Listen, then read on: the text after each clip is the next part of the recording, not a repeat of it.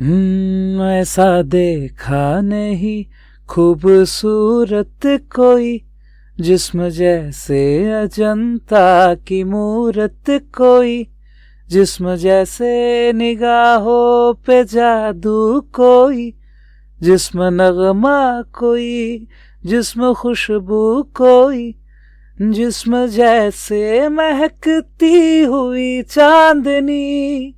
चेहरा एक फूल की तरह शादाब है, चेहरा उसका है या कोई महताब है।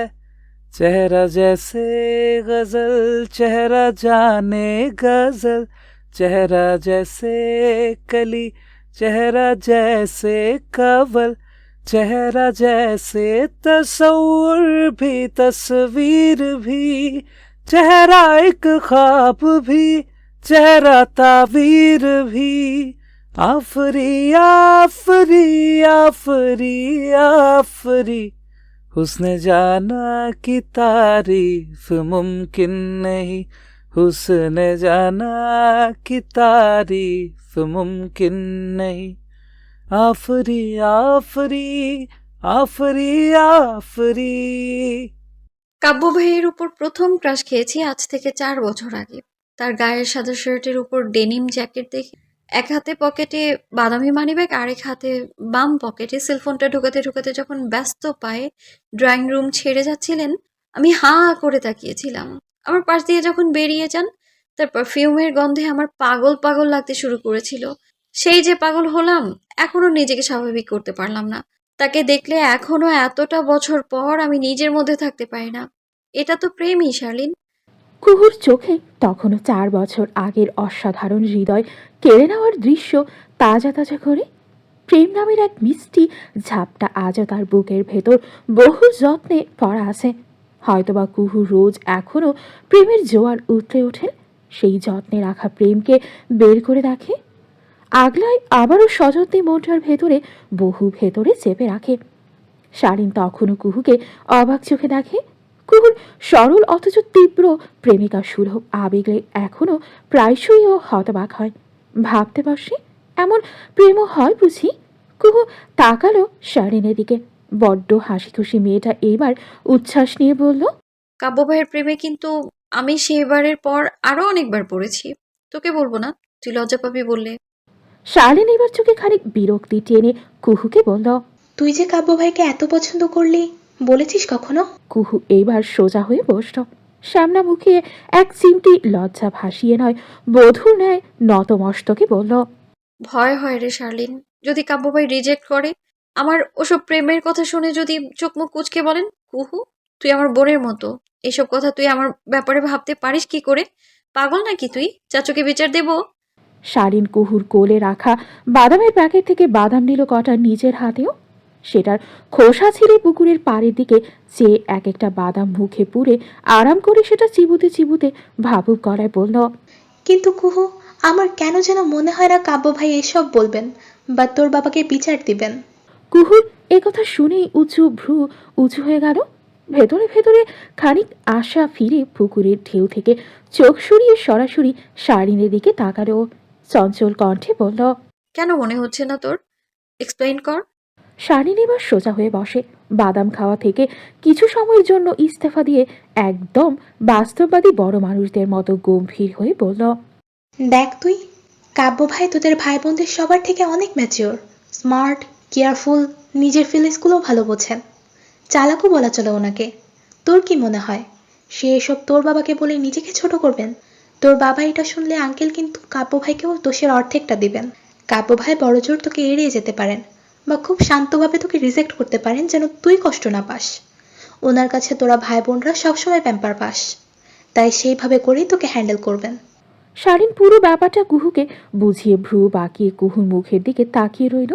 অর্থাৎ বোঝার চেষ্টা করছে এটা শোনার পর কুহুর ফেসিয়াল এক্সপ্রেশন কেমন দেখাচ্ছে। অথচ শালীনের কটা বাক্যের মধ্যে কুহুর মন ভেঙে পড়ল ওই এক কথা শুনে। কাব্য ভাই ওকে এড়িয়ে যাবেন, এটা কুহু কখনোই মেনে নিতে পারবেই না। কুহু দম ফাটাও দমটুকু বন্ধ করে অস্ফুটে বলল, এড়িয়ে যাবে মানে?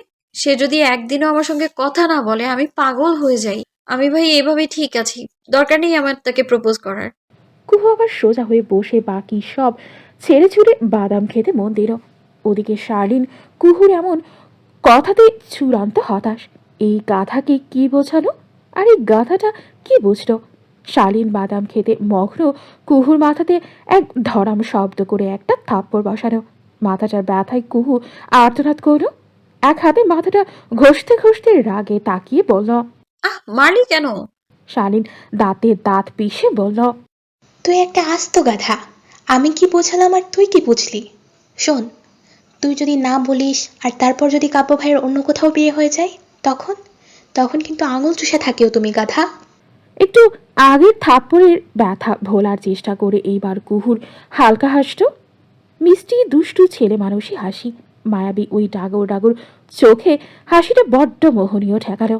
আরাম করে পেছনে গাছের সঙ্গে হেলান দিয়ে কুহু শান্তি নিয়ে বলল। হবে না রে বিয়ে। বড় মাকে বলতে শুনেছি কাবু ভাই নাকি আরো 2-3 বছর বিয়ে করবে না বলে রেখেছে বাসায়। উনি পড়াশোনা শেষ করে মাস্টার্স করে তারপর বিয়ে করবে। আমার হাতে বিশাল এক সময় আছে এখনো। ততদিনে আমিও একটা না হয়ে মানে সুযোগ পাবোই, কোনো একটা বের করেই ফেলবো। তখন খুব স্পেশাল হবে আমার প্রপোজটা, কাবু ভাই চমকে যাবে দেখিস। শালীন ভ্রুকুচকে তাকালো। বোধহয় এই আধা পাগল কুহুর কথাটা ওর বিশ্বাস হয়নি। কুহু ওই তাকানো দেখে কিছুটা হকচকালো বোধ হয়। পরপর নিজেকে সুধী বোকার মতো হেসে বলল। মানে চেষ্টা করবো আর কি, ওমনে তাকানোর কিছু নেই। আমি কুহেলিকা সিদ্দিক কুহু, এক কথার মানুষ। শালীন কুহু দিকে চেয়ে ফের দীর্ঘশ্বাস ফেল। এটা ছাড়া আর কি বা এখন করার আছে? কুহু আবারও মন দিয়ে বাদাম খেতে খেতে পুকুরের ঢেউ দেখছে। আজ জেলে নেই পুকুরের এপারে, প্রতিদিনই তো থাকে। আজ কেন নেই জানা নেই। প্রতিদিন এক্সাম শেষে এই পুকুরের পাড়টায় আসা একটা রুটিন হয়ে গেছে ওদের জন্যে। আর আজ তো এক্সাম হল থেকে ওদের বের করেই দিয়েছে। বাসায় এই অসময়ে গেলে কুহুর মা হ্যানত্যান জিজ্ঞেস করবেন, তাই এখানেই রয়ে গেছে। ছুটির সময় হলে আবার চলে যাবে বাসায়। বাদাম খেতে ব্যস্ত দুই রমণী। কুহু একটা পাথর তুলে অযথাই পুকুরটার পানিতে ফেলতে যাবে, তখন কুহুর ব্যাগে থাকা ফোনটা বেজে উঠল। কুহু শালীনের দিকে তাকালো, শালীনও তাকালো। ওরা যা ভাবছে সে কি? কুহু দ্রুত বাদাম ফেলে ফোনটা ব্যাগ থেকে বের করতে থাকে। ফোনের স্ক্রিনে নামটুকুর পাশে কাব্য ভাই লেখা দেখে গা শিউরি উঠল কুহুর। খুশিতে ঝপঝপিয়ে উঠল কুহু। ছোট মোটা হৃদয়খানি, গলা দিয়ে আওয়াজ বেরোচ্ছে না প্রচণ্ড খুশিতে। উচ্ছ্বসিত ভঙ্গিতে শালীনকে দেখিয়ে দেখিয়ে লাফিয়ে লাফিয়ে বলতে থাকে। শালীনের বাচ্চা, কাব্য, কাব্য ভাই, ও দেখ উনি কল করেছে। শালীন ভ্রুকুচকে তাকালো। একটা সামান্য ফোনের জন্যে কুহুর খুশির অর্ধেকটুকু অনুভব করার বৃথা চেষ্টা করেও লাভ হলো না, বরং বিরক্ত হয়ে গেল। বিরক্তি নিয়েই বলল। লাফালাফি বন্ধ করে কলটা ধর, লাইনটা কেটে যাবে। কুহু এক মুহূর্তে ঘোর থেকে ফিরে এলো। নিজেকে ঠেলে ঠুলে একটু ঠিকঠাক করে নিল। গলাকে সে পরিষ্কার করলো, যেন ভেতরের ব্যাকুলতা না ধরা না পড়ে যায় কাব্য ভাইয়ের কাছে। তারপর নিজেকে চূড়ান্তভাবে স্বাভাবিক করে কলটা ধরো। আসসালাম। সালামটুকু সম্পূর্ণ করার আগে ওপাশ থেকে কাব্য নামক গম্ভীর চিটচিটে লোকটা বড্ড কর্কশ গলায় বলে বসে। 2 মিনিটের মধ্যে প্রিন্সিপালের রুমে আয়। ব্যাস, কুহুর ফুরফুরে হাসি খুশি মেজাজের 12টা বেজে গেল। আজ যা করেছে সেসব ভেবেই কণ্ঠনারী শুকিয়ে আসলো। প্রিন্সিপাল কাব্য ভাইকে ভার্সিটি থেকে ডাকিয়ে এনেছে কেন? কুহু কথা বলার জন্যে। আজ কাব্য ভাই কুহুকে কাঁচা চিবিয়ে খেয়ে ফেললেও কুহু অবাকটুকু হবে না, কারণ ও নিজে কাব্য ভাইয়ের এত বছরের ঘষে মেজে বানানো রেপুটেশনের উপরে কাদা মেখে দিয়েছে। আজ তো কুহুর রক্ষেই নেই। ফোন কানে রেখে শালীনের দিকে ভীষণ অসহায় চোখে তাকালো কুহু। শালীনও ভয় পেয়েছে যেমন, দুজনের চোখেই ভয় অসহায়ত্ব। কুহু তাই না পারতেই হুট করে ঝটপট মাথায় যে মিথ্যা আসতো, চোখ বন্ধ করে সেটাই বলে বসল। আমি রাস্তায়, কাব্য ভাই বাসায় যাচ্ছি। ওপাশ থেকে কাব্য মিথ্যাটুকু ধরে ফেলবে জানে কুহু। হলো তাই। কাব্য ধমকে বলল। মিথ্যা বললে দিব ধরে একটা। আমি তোকে দেখতে পাচ্ছি, পুকুরের পাড়ে বাদাম খাওয়া বের করবো তোর। আসবি তুই? গম্ভীর গলার ওই বিশাল বড়সড় ধমকে কুহুর শরীরটা কেঁপে উঠল। বেচারি ধরা পড়ে গেছে। কাব্য ততক্ষণে টুক করে কলটা কেড়ে দিয়েছে। কুহু অসহায় চোখে শালীনের দিকে তাকালে। শালীন খেকে উঠল এক প্রকার, দূরে সরে পিছিয়ে গিয়ে ঝাঁঝিয়ে বলল, কি? আমার দিকে কেন তাকাস? আমি মানা করি নাই যে চিটিং করিস না? এখন এসব করে আমাকে একদম ফাঁসাবি না। তোমার কাব্য ভাই তোমারে ডাকছে, তুমি যাও, আমি বাড়ি গেলাম। শালীন ব্যাগ তুলে কুহু আরেকবার বলার আগে তাড়াহুড়ো করে উঠে পড়ল গাছের নিচ থেকে। কুহু বসে থাকা অবস্থাতেই দ্রুত ওর হাতটা চেপে ধরল, কণ্ঠে অসহায়ত্ব, চোখে কান্না কান্না ভাব ইচ্ছে করেই ফুটিয়ে বলল। চল না বেবি প্লিজ। কুহুর ওই অসহায় চোখ দুটো দেখে শালীনের রাগ ধীরে ধীরে গলে যায় কেন যেন। মুখ ঘুরিয়ে ফেললেও কুহুর মায়াভরা কণ্ঠ ওকে আটকে রাখল। এক প্রকার হাল ছেড়ে সব সময়ের মতো দীর্ঘশ্বাস ফেলে বলল, আমাকে তুই একদিন হেপ্পি মায়েরটা খাওয়াবি। চল যাই। কুহুর চোখে মুখে আবার উজ্জ্বলতা ফুটে উঠল। দ্রুত হাসি খুশি শালীনের হাতটা ছেড়ে দিয়ে ফোনটা ব্যাগে ঢুকিয়ে নিয়ে কাঁধে ঝুলিয়ে উঠে দাঁড়ালো। শালীনের বাহুটা দুহাতে জাপটে ধরে, হেলে দুলে হাঁটতে হাঁটতে বলল, তুই না থাকলে আমি কি করতাম রে শালিনের বাচ্চা। আল্লাহ তোকে বাঁচিয়ে রাখুক আর সব বাচ্চা জননী করুক। আমিন সুম্মা আমিন। প্রিন্সিপালের রুমে তখন কাব্য বসে আছে, গম্ভীর মুখে একদম। প্রিন্সিপাল সুরেন্দ্র ঘোষ কাব্যকে সামনে বসিয়ে কিছু বলছেন। কাব্য শুধু চুপচাপ শুনছে ওসব। ওদের কথার মধ্যেই কুহু শালীন চুপচাপ মাথাটা নিচু করে রুমটায় ঢুকলো। কাব্য বোধহয় ভার্সিটি থেকেই এদিকে এসেছে। তার কাঁধের ব্যাগটা প্রিন্সিপালের টেবিলের ওপর রাখা, গায়ের সাদা টি শার্টের ওপর খোলা বোতামের চেক চেক ব্লু শার্ট। কুহুর রুমে ঢুকতে কাব্য তাকালো ওর দিকে। চোখটা আজ ভীষণ ঠান্ডা, ওই চোখে কোনো প্রশ্রয় নেই এটুকু। কুহুকে যেন ওই চোখে ভস্ম করে দিতে চাইছে। কাব্যের ওই চোখ দেখে কিছুটা মিয়ে গিয়ে শালীনের গায়ের সঙ্গে একদম মিশে যেতে লাগলো কুহু। কাব্য ওসব ভয়ের ধার নিষ্ঠুরতার সাথে ধারল না, কাট কাট গলায় জিজ্ঞেস করো স্রেফ। গতকালকের এক্সামে তুই চিট করেছিস বাড়ি থেকে নকল এনে? কুহু চুপ করে দাঁড়িয়ে থাকলো, মাথাটা নিচু করে। কথা বলার সাহস নেই ওর। কাব্য মেরেই ফেলবে আজ ওকে। যেভাবে রাগটা চেপে রেখেছে, বাড়ি গেলে আজ একটা থাপ্পড় মাটিতে পড়বে না, সব কুহুর গায়ে। কাব্য আবার ধমকে উঠল। চুপ কেন, উত্তর দে। কুহু অসহায়ভাবে এবার চোখ তুলে তাকালো। পিট পিট করে কাব্য ভাইয়ের রাগি রাগি মুখটা দেখে কম্পিত গলায় সাফাই গাওয়ার চেষ্টা করো। আমি আমি এইসব করি। মিথ্যাটুকু বলবে জেনেই হয়তো কাব্য প্রিন্সিপালের সামনেই থমকে উঠল। সারাদিন বাসায় সিরিয়াল নিয়ে পড়ে থাকলে এসব হবেই তো। চাচ্চকে বলে তো টিভি লাইন আমি কাটাচ্ছি আগে। তোর অবস্থা দেখে আমি সারপ্রাইজড হচ্ছি অ্যাকচুয়ালি। মান সম্মান ডুবাবি আমাদের। কাব্যের ধমকে কুহুর শরীরটা মৃদুবন্ধ কেঁপে কেঁপে উঠল। মাথাটা সেই যে নামালো আর উঠালোই না, একেবারে জন্যেও না। কাব্যের এভাবে ধমকানো ওর প্রেমে উথলা মন্টনের ঠিক সহ্য হয়নি। ঠোঁট কাঁপছে, কণ্ঠরুদ্ধ। শুধু অভিমানী মনটা ভাবছে কাব্য ভাই তার সঙ্গে এভাবে কথা বলতে পারেন। কাব্য এবার প্রিন্সিপালের দিকে ফিরে তাকালো, গলা যথাসম্ভব নরম রেখে ভদ্রতা নিয়ে সম্মান দেখিয়ে শান্ত গলায় জানালো, স্যার আমি এটা হ্যান্ডেল করছি। ও আবার এই এক্সাম দেবে, এবার একাই দেবে। সুরেন্দ্র ঘোষ চশমা ঠিক করে বললেন, তুমি আসো বলে তোমাকে ডেকে আনলাম কাব্য, না হলে তোমার চাচাকে ডেকে আনতাম। এমন স্টুডেন্ট আমরা সরাসরি ফেল করিয়ে দেই। যেহেতু তোমাকে চিনি তাই আগে তোমাকে বললাম, এক্সামের দিকেও ওর একটা অ্যাপ্লিকেশন দিলেই হবে আপাতত।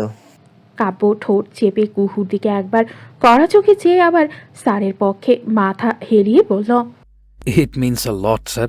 আমি দেখছি বিষয়টা।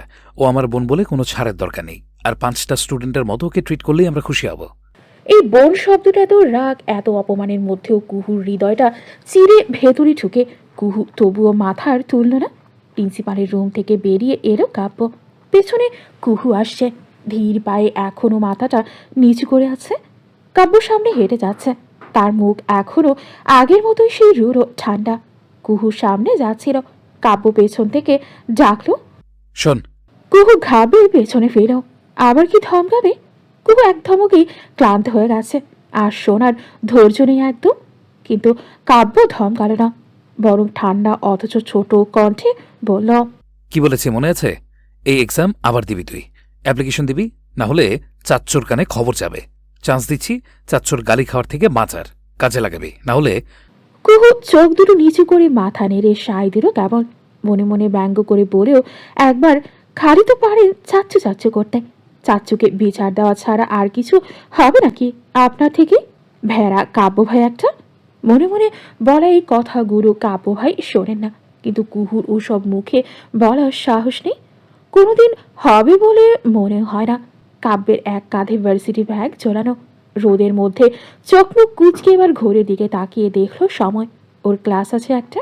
কাব্য আর দেরি করলো না, পকেট থেকে ফোন বের করতে করতে বলল, ড্রাইভার আঙ্কেলকে বলছি এসে নিয়ে যাবে, গরমে রিক্সা করে যাওয়ার দরকার নেই। সাধারণ একটা কথা অথচ একটা যত্ন, অথচ ওটুকুতেই কুহুর রাগ পানি পানি হয়ে গেল, ধুয়ে মুছে অভিমানও সাফ হয়ে গেল। শুধু এক দৃষ্টিতে ফোনে ব্যস্ত কাব্য ভাইয়ের দিকে তাকিয়ে রইল।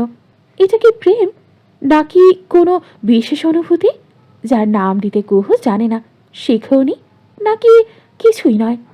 কুহুর একতরফা অনুভূতি মাত্র। শাহরিয়ার সিদ্দিক কাব্য কুহুর চাচাতো ভাই হয়। মহাখালীতে সড়কটা ঢাকার বাইরের দিকে যায়। সেই সড়কের পাশটায় একটা 4তলা বিল্ডিং আছে। সেই পুরনো লাল সাদা বিল্ডিংটার বসবাস সিদ্দিক পরিবারের 3 ভাইয়ের।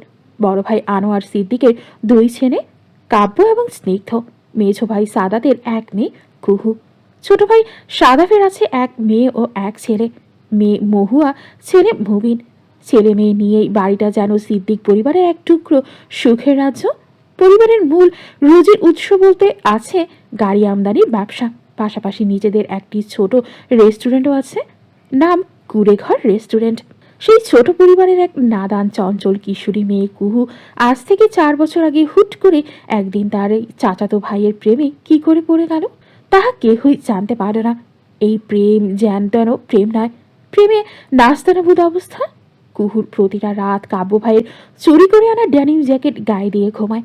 নাক মুখটা শুষে সুবাস নেয় কাব্য ভাইয়ের শরীরের নিজস্ব ঘ্রাণটুকু। ইদানিং কাব্য ভাই এক পারফিউম ব্যবহার করেন সম্ভবত। কুহু ছাদ থেকে যতটা শার্ট চুরি করেছে সবগুলোতে এক ধরনের পারফিউমের স্মেল, কিন্তু স্মেলটা দারুণ শৌখিন, একটা ম্যানলি ভাইবস দেয় স্মেলটা। কুহুর তো ভীষণ ভালো লাগে। এত সব কথার মধ্যে আরও একটা কথা, গোপন কথা কুহু বলতে চায়। তা হলো কুহু আজকেও ছাদ থেকে কাব্য ভাইয়ের নতুন কিনে আনা শার্ট চুরি করে টুক করে বাসায় এনে ফেলেছে। কাব্য ভাই গতকালই কিনেছে ওইটা, একদিন হয়তো পড়েছেন। কুহু ওটা চুরি করে আলমারির কোণায় লুকিয়েও রেখে দিয়েছে। কাব্য ভাই সেটা জানেন না। আজ কুহু বকা টকা খেয়ে মনটা আজ ভীষণ ক্লান্ত। আজ ভার্সিটি থেকে ফিরেই আলস্য নিয়ে ক্লান্ত ঘামে ভেজা গা এড়িয়ে দিল বিছানায়। শুয়ে হাঁ করে ফ্যানের বাতাস গিলতে শুরু করেছে ততক্ষণে। পাশের ব্যাগটা ছুঁড়ে ফেলা হয়েছে। পায়ের জুতো একটা বিছানার পালঙ্কের নিচে, আরেকটা সম্ভবত দরজার বাইরে। কুহুর মামাতো বোন কায়া হোসাইন ঝুমুর এখানে কুহুদের বাড়িতে এসেছে পড়াশোনার খাতিরে। বড্ড কাজের মেয়ে বলা চলে তাকে। এক কথায় দারুণ ট্যালেন্টেড একটা মেয়ে, একদম পরিষ্কার পরিচ্ছন্ন। কুহু মেয়েটার একদম বিপরীত। কায়া রান্নাঘরে নিজের জন্য কফি বানাচ্ছিল। কুহু এসেছে শুনে কফিটা বানিয়ে নিজেদের ঘরে এলো। দরজার পাশে আসলে পায়ে লাগে কুহুর ছুঁড়ে ফেলা জুতোটা। কায়া বিরক্ত হয়ে তাকালো কুহুর দিকে। জুতোটা অবধি জায়গায় রাখতে পারো না তুমি, কুহুপু? কুহু চোখ বন্ধ করে হা করে ফ্যানের বাতাস খেতে খেতে জবাব দিল আলস্য নিয়ে। খুব টায়ার্ড আমি আজ, সাইডে রেখে দে ওটা।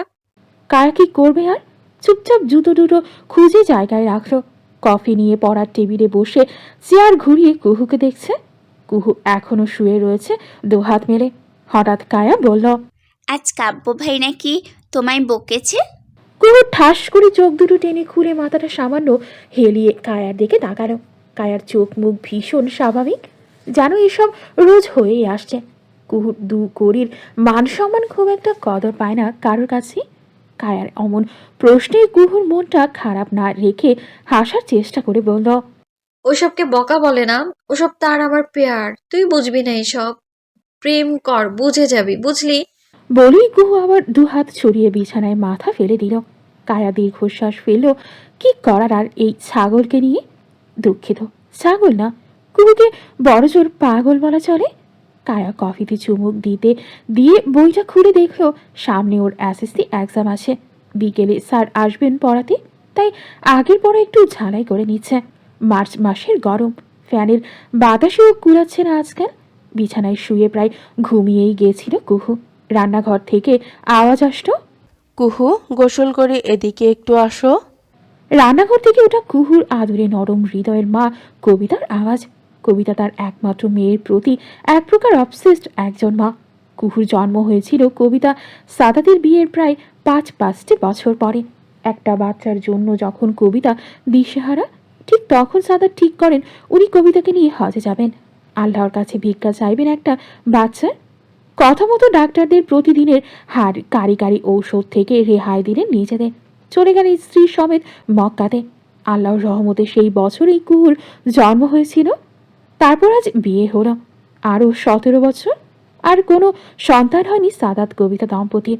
একমাত্র মেয়ে, তাও এতটা প্রার্থনার পর পেয়েছেন। তাই দেখা গেছে কবিতা সাদাত দুজনেই কুহুকে মাথায় তুলে রেখেছেন। মেয়ে একবার মুখ থেকে যাই বলে, তাই ওকে দিয়ে দেওয়াই ওদের বৈশিষ্ট্য। কবিতা মেয়েকে কালে ভদ্রে ধমক যেদিন দিয়ে বসেন, ওই দিন সারা রাত কেঁদে কেটে পার করেন। কুহু মা বাবার প্রতি অদ্ভুত এক শ্রদ্ধা ও ভালোবাসা সবসময় পোষণ করে। সে অবুঝ হলেও মায়ের এক একটা আদেশে সাড়া দেওয়ার অভ্যাস তার রক্তে মিশে আছে। জীবনে এতটা আশকারা লাই পাওয়া সত্ত্বেও কুহু আজ অবধি এমন কোনো কাজ করেনি যেন ওর বাবা মায়ের মুখ ছোট হয়নি। শুধু একটা পাপ করেছে জীবনে, কাব্য ভাইকে ভালোবাসা। জানে না বাবা জানলে কি রিয়াকশন দেবেন। মা হয়তো বা মেনে নিলেও বাবা মানাতে কষ্ট হতেও পারে। মায়ের আদেশ শিরোধার্য। কুহু উঠে বসে ঘরমাক্ত গা থেকে ওড়না চুড়ে ফেলে গোসলে গেল। আধা ঘন্টা পর দরজা হালকা খুলে ভেজা শরীর লুকিয়ে ডাকলো কায়াকে। কায়া, টোনামোনা আমার, আমার ড্রেসটা দে না কষ্ট করে। কায়া পড়াশোনা করছিল। কুহুর ডাকে চেয়ার টেনে পেছন ফিরে বিরক্ত হয়েই বলল, তুমি এত বড় হয়েছো, এখনো কাপড় ছাড়াই গোসলে কেন যাও? সবসময় এটাই করো তুমি কুহুপু। কুহু ভ্যাবলার নাই হাসল, বলল, দে না প্লিজ, রাগ করিস কেন? কায়া বিরক্ত হলেও কুহুর একমাত্র শুভাকাঙ্ক্ষী হয় চুপচাপ ড্রয়ার থেকে ড্রেস বের করে দিল।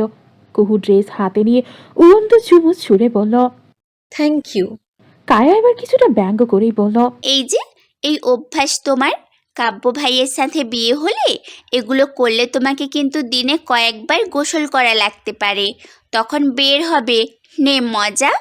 বলেই হাসতে থাকে কায়া। কুহুর ভ্রু কুচকে আসে, মুখটাতে শাসন এবং রাগ দুটোই একসঙ্গে দেখিয়ে হুতুম প্যাঁচা নেয় বলল, অসভ্য একটা। ভদ্র কাব্য ভাইয়ের নামে এইসব চিন্তা করিস তুই? যা পড়তে বস। বলে ঠাস করে ড্রেস নিয়ে কায়ার মুখের ওপরে দরজাটা বন্ধ করে দিল কুহু। কায়া তখন কুহুর চুপসে যাওয়া লাল লাল লাজুক মুখটা ভেবে রাক্ষসের মতো হাসছে। বাথরুমের ভেতর থেকে কুহু হাসি শুনছে আর রাগে ফুলছে। কত বড় খচ্চর হয়েছে এই কায়া, কত দূর অবধি চলে গেছে। ছি, লজ্জা টজ্জা খেয়ে বসে এসব ভাবে ওকে নিয়ে। ধীরে সুস্থে সময় লাগিয়ে গোসল শেষে চুলে টাওয়াল পেঁচিয়ে বের হলো কুহু। কায়া তখন বিছানায় বসে ফোন স্ক্রল করছে। কুহু চুল থেকে টাওয়াল খুলতে খুলতে জিজ্ঞেস করো, পড়া শেষ তোর? কায়া ফোন দেখতে দেখতে অন্যমনস্ক গলায় জবাব দিল। হ্যাঁ। অথচ কুহুর থেকে এক ধাপ এগিয়ে কায়া তখন মেসেজে প্রেম করছিল। কুহু বেচারি যা করতে পারেনি, এত বড় হয়েও কায়া সেসব করে বসে আছে। কায়ার বয়ফ্রেন্ড আছে একটা, ভীষণ দুষ্টু আর ভীষণ প্রেমিক। কুহু আয়নায় দাঁড়িয়ে জামার পেটের দিকের অংশ দেখতে দেখতে কিছুটা ভাব নিয়ে বলল। কায়া, আমি কি মোটা হয়েছি আগের থেকে? কায়া জবাব দিল না, ও তখনও ব্যস্ত। কুহু এভাবেই নিজেকে উল্টে পাল্টে দেখতে দেখতে বলল, শুনেছি ছেলেদের একটু সুস্বাস্থ্য মেয়েদের পছন্দ। আমার কি তাহলে আরো একটু মোটা হওয়া উচিত? এ কায়া, কথা বলিস না কেন? কায়া নিশ্চুপ, ফোনের দিকে চেয়ে মুচকি মুচকি হাসছেও। কুহু আয়নার দিকে চেয়ে দেখছে নিজেকে। কবিতা তখন আঁচড়ে কপাল গলার ঘাম মুছতে মুছতে বাটি হাতে কুহুর পেছনে এসে দাঁড়ালেন। কুহু আয়নায় নিজের আদুরে মেয়ে মায়ের দিকে চেয়ে জিজ্ঞেস করল, বাটিতে কি আম্মু? কবিতা বাটির ঢাকনা খুলে দেখিয়ে বললেন, কাব্যর জন্য করলা ভাজি করেছিলাম, দিয়ে আসো না এইটা। কাব্য নামটা শোনা মাত্রই কুহুর হৃদয়ে ঢেউ খেলে বরাবরের নাই। কুহু টাওয়াল বিছানায় ছুঁড়ে ফেলে মায়ের দিকে ফিরে হাসি হাসি মুখে বলল, যাবো তো আমি, দাও আমাকে বাটিটা দাও। কুহুর আগ্রহ দেখে কবিতার মনটাই ভরে ওঠে। কি আগ্রহ কাজ করায় মেয়েটার! মায়ের কথা ফেলতেই শেখেনি কখনো। কায়া এইবার ফোনটা রেখে কুহুর পাশে দাঁড়িয়ে টিপ্পনি কেটে শুনিয়ে শুনিয়ে বলল, কুহুপুকে অনুরোধ করার দরকার নেই ফুপু, ও এমনিতেও নাচতে নাচতে যাবে। কুহু চোখ রাঙিয়ে তাকাতেই কায়া জিব্বা কেটে বলল, আই মিন বড়মার আদরের মেয়ে বলে কথা না।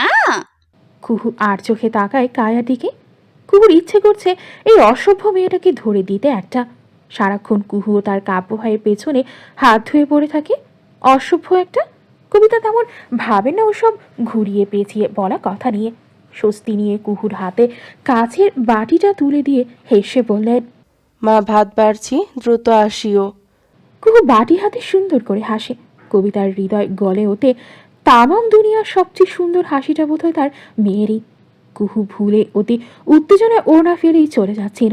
অবশ্য কামিজ যেটা বেশ ঢিলা, তেমন একটা সমস্যা হবেও না। তবুও চলে পেছন থেকে কবিতা একটা বড় ওড়না এনে কুহুর গায়ে জড়িয়ে দেন। কুহু ফিরে তাকায়। কবিতা বলেন, বড় হচ্ছ মা, বড় মেয়েরা ওড়না ছাড়া এভাবে চলাফেরা করে না। মায়ের কোমল কথায় কুহু মৃদু হাসত। দু হাতে বাটি ধরা, তারপরও মায়ের গালে কয়েকটা টপাটপ চুমু খেয়ে বলে, best mom in the world. যাই এখন। নিচতলার ফ্ল্যাটটা আনোয়ার সিদ্দিক ওরফে কুহুর কাব্য ভাইয়ের। কুহু দরজার সামনে দাঁড়িয়ে কলিং বেল বাজালো। শামীমা এসে দরজা খুলে দিলেন। হয়তোবা কাপড় ভাঁজ করছিলেন, তাই হাতে অর্ধেক ভাঁজ করা কাপড় ছোনানো। কুহুকে দেখে ওনার চেহারা আনন্দে জ্বলে ওঠে। প্রাণ খোলা হাসিতে বলেন, আজ ভার্সিটি থেকে সেই কুহুরানি আমাদের ঘরে। সূর্য কোন দিক দিয়ে উঠল রে? ঘুমোসনি আজ? কুহু হাতের বাটিটা শামীমের হাতে ঠাস করে ধরিয়ে দিয়ে হনহনিয়ে ভেতরে ঢুকতে ঢুকতে জবাব দিল, করলা ভাজি মা দিয়েছে কাব্য ভাইয়ের জন্য। কুহু সোজা ড্রয়িং রুমের সোফায় গিয়ে পা তুলে আরাম করে বসে গেল। দরজা লাগিয়ে শামীমা ওর কাছে এলে কুহু কিছুটা ভোতামুখ করে জিজ্ঞেস করো, আচ্ছা বড় মা, তোমার ছেলে এত তিতা একটা খাবার কিভাবে খায়? এজন্যই কি সে হাসে না, মুখটা গোমরা করে বসে থাকে, লাইক অ্যাংরি বার্ড? কুহু অভিনয় করে দেখালো কাব্য কেমন করে তাকায়। শামীমা সেই অভিনয় দেখে হেসেই কুটি কুটি করলার ভাজিটা ডাইনিং টেবিলের ওপর সাজিয়ে রেখে বলতে থাকেন, কি জানি, আমাদের ঘরে তো কেউ করলা খায় না। ও ক্যান্টনমেন্টের হোস্টেলে থেকেই মনে হয় শিখেছে এইসব। কুহু আরাম করে বসলো দু পা ছড়িয়ে। টেবিলের উপর থেকে টিভির রিমোট হাতে নিয়ে টিভি অন করলো। টিভিতে চলছে তার পছন্দের সিরিয়াল ইরাবতীর চুপ কথা। চোখে মুখে প্রবল মনোযোগ কুহুর। আশপাশ ঘুরে টিভি দেখছে। সিরিয়ালে ইরাবতীকে কিডন্যাপ করেছে কিছু গুন্ডা, আর নায়ক রাস্তায় পাগলের মতো দৌড়ে বেড়াচ্ছে তাকে খুঁজে। থ্রিল আর সাসপেন্সে মোড়া দৃশ্য। কুহু যেন ঠিক ওই মুহূর্তেই সিরিয়ালের ভেতর ঢুকে গেছে। একটু পর শামীমাও তার পাশে এসে বসলেন। কুহু দিকে তাকিয়ে বললেন, গতকালের রিপিট টেলিকাস্ট এখন দেখছিস কেন? কুহু চোখ না সরালো টিভি থেকে। টিভির সাউন্ড দৃশ্য সব হা করে গিলে খেতে খেতে বলল, গতকাল দেখতে পারিনি, প্রেশারে ছিলাম। তোর আবার কিসের প্রেশার? এটুকু মেয়ে একটা। শামীমা কৌতূহল ভরে জিজ্ঞেস করেন। এইবার কুহু ধীরে টিভি থেকে চোখ সরালো। আশপাশ সতর্ক চোখে দেখে নিয়ে আবার শামীমার দিকে তাকালো। শামীমার চোখে রয়েছে আগ্রহ। কুহু মুখটা একটু ভার করে বলল, তোমার পোলায় আজ আমারে বকেছে। আজকেও আবার কেন বকলো? শামীমা চূড়ান্ত অবাক না হলেও কুহুর কষ্টে কষ্ট না পেলে মেয়েটা আবার কষ্ট পাবে ভেবে দুঃখ দেখানোর চেষ্টা চালালেন। কুহু সাবধানতার সাথে ফিসফিস করে বলল, আম্মুকে বলো না কিন্তু, আমি নকল করতে গিয়ে ধরা পড়ে গিয়েছিলাম। কাব্য ভাইকে তাই আমাদের যে বজ্জাত প্রিন্সিপাল আছে না, ওই বেটা আজকে ডাকিয়ে নিয়েছিল। কি? শামীমা চমকে উঠলেন। তাই বোধহয় একেবারে কণ্ঠটা চড়া হয়ে গেল। কুহু সাথে সাথে একটা আঙুল নিজের ঠোঁটে চেপে বলল, আসতে বলো, দেয়ালেরও কান আছে। শামীমা নিজেকে সামনে নিয়ে কপালে ভাঁজ ফেলে বললেন, এমন করলে চলবে কুহু? পড়াশোনা না করলে তোকে কে বিয়ে করবে বলতো? কুহু এইবার একটু হাসল। কাব্যের রুমের দিকে চেয়ে কিছুটা রহস্য করেই বলল, কে বলেছে আমি চলে যাব? এই বাড়িতেই তো থাকবো সারা জীবন। এখন যেমন আছি তেমনি পরেও থাকবো। কুহু শামীমার কথার মধ্যে হঠাৎ কাব্যের রুম থেকে কাব্যের গলা শোনা গেল। আলমারি এলোমেলো করতে করতে চিৎকার করে বলছে, আম্মু, আম্মু, আমার ব্লু শার্টটা কোথায়? পাচ্ছি না, খুঁজে দিয়ে যাও না প্লিজ। শামীমা ভীষণ অবাক হলেন। বললেন, আজকেও আর একটা শার্ট হারালো নাকি? রোজ রোজ কাবারটা শার্ট ছাদ থেকে কই যে উড়ে পড়ে। শামীমা উঠে গেলেন কাব্যের রুমে। কুহু হাসে পেছনে পেছনে। কাব্য শামীমার রুমে যাওয়ার আগেই বেরিয়ে এসেছে শুধুমাত্র কোমরের টাওয়াল প্যাঁচানো অবস্থাতেই। ঘটনা ঠিক তক্ষুনি ঘটল।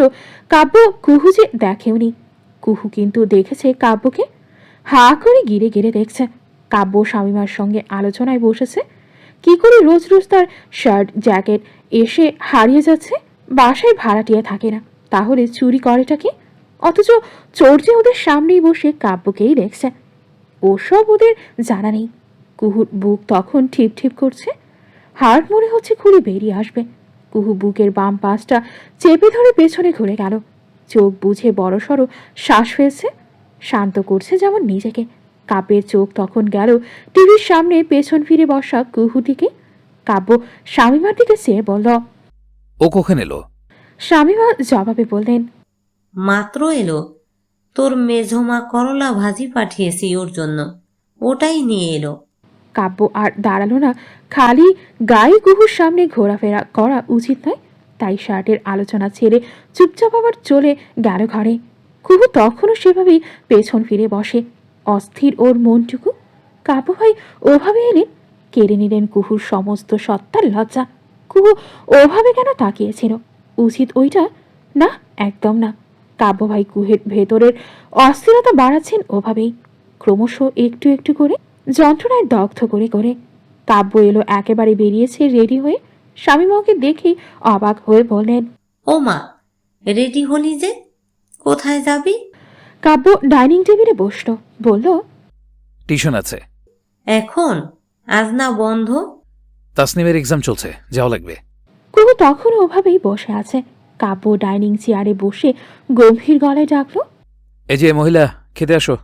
কুহু এইবার নিজেকে স্বাভাবিক করে পেছনে ফিরে তাকালো, আর চোখে কাব্যের দিকে এক হাত তাকিয়েই লজ্জায় চোখ এলোমেলো ঘোরাতে ঘোরাতে অস্ফুটে বলার চেষ্টা করল, আমি বাসায় আম্মু, ওয়েট। কাব্য অবাক হয়ে বলল, তুই তোতলাচ্ছিস কেন? আশ্চর্য। কুহু এরপর আর কথাই বলতে পারল না। কাব্য ওসবে গেলই না আর। কুহুর অনুভূতির ওর মনে কোনো এফেক্ট পেল না। নিজের পাশের চেয়ার টেনে দিয়ে গম্ভীর কণ্ঠে স্রেফ বলল, বস, দুপুরবেলা লোকের ঘরে এসে কেউ না খেয়ে যায় না। কুহু দেখল কাব্যের বাম পাশের চেয়ারটা ওকে ডাকছে। কাব্য ভাই ওকে ডাকছে, গম্ভীর গলায় কাট কাট কণ্ঠে হোক, তবুও তো কুহুকে নিয়ে ভেবেছেন। এটুকুতেই নরম হৃদয় প্রেমে তোলপাড় কুহু মনে মনে নাচতে লাগলো। আজ কাব্যদের ছাদের আকাশে মস্ত বড় চাঁদ দেখা দিয়েছে। সন্ধ্যার দিকে ভাইকুঞ্জ পরিবারের সবগুলো আন্ডা বাচ্চা দৌড়ে দৌড়ে ছাদের দিকে যাচ্ছে। আজ বহুদিন পর কাব্যের ভাই সাহাবীর সিদ্দিক স্নিগ্ধ আজ বাড়ি ফিরেছে। মূলত ও পড়াশোনা করে military institution of science and technology বিশ্ববিদ্যালয়ে। সেখানে রোজ রোজ করা শাসনে থেকে যখন বাড়ি ফিরে, কাব্য তখন ছোট ভাইয়ের জন্যে পার্টির আয়োজন করে। ওরা দুই ভাই সেদিন রান্না করে ছাদে, কামলা কেটে সবাইকে খাবার সার্ভ করে। সাথে ভাই কুঞ্জের ছেলে মেয়েদের সাথে লেট নাইট পার্টি তো চলেই। পরদিন দুই ভাই থেকে শুরু করে এবাড়ির প্রতিটা ছেলে মেয়েই দুপুর দুটোয় মায়েদের কাছ থেকে বকা শুনে হেলে দুলে ঘুম থেকে ওঠে। এভাবেই চলছে এত বছর। স্নিগ্ধ এবার হুট করে বাড়ি এসেছে, কাউকে না জানিয়েই। তাই কাব্য মাত্রই রাতের দিকে বাজারে গিয়ে যা পারে কিনে এনেছে। বাকি জিনিস এই মাঝ রাতে নিজেদের রেস্টুরেন্টটা খুলিয়ে স্টক থেকে নিয়ে এসেছে। তবু ওদের পার্টি করা চাই। এই পেছনে একটা কারণও আছে। স্নিগ্ধ কখনোই আর্মি শাসিত কোনো ভার্সিটি বা কলেজে পড়তে চায়নি, কিন্তু আনোয়ার অর্থাৎ ওদের বাবা রিটায়ার্ড আর্মি হওয়ার দরুন এবাড়ির প্রতিটা ছেলে মেয়েকে বাধ্যতামূলক আর্মি শাসিত স্কুল কলেজে পড়ানোর চিন্তা করেছিলেন। কাব্য শুরুতে ক্যাডেট স্কুলে ভর্তি করিয়েছিলেন। স্কুলটা কোনো রকমে কাটিয়েছে ক্যাডেটে কড়া শাসনের মধ্যে, কিন্তু কলেজে উঠেই কাব্য জেদ ধরেছিল সে ক্যাডেটে পড়বে না, ক্যান্টনমেন্টে চলে যাবে। সেখানে হোস্টেলে থেকে বাকি পড়া শেষ করবে। আনোয়ার শুরুতে গাইগুই করলে কাব্য সোজা বাড়ি থেকে দুদিনের জন্য নাই হয়ে যায়। পরবর্তীতে শামীমার কান্নাকাটির জোরে আনোয়ার বাধ্য হন ছেলের কথা শুনতে। অবশ্য কাব্যের গুণধর বাবা মা জানেন না কাব্য এই 2 দিন বন্ধুদের সাথে বান্দরবন ঘুরতে গিয়েছিল। একদিক থেকে ভালোই হয়েছিল, ক্যাডেট স্কুলে পড়ে মাথা টাথা চির ধরে গিয়েছিল ওর এক প্রকার।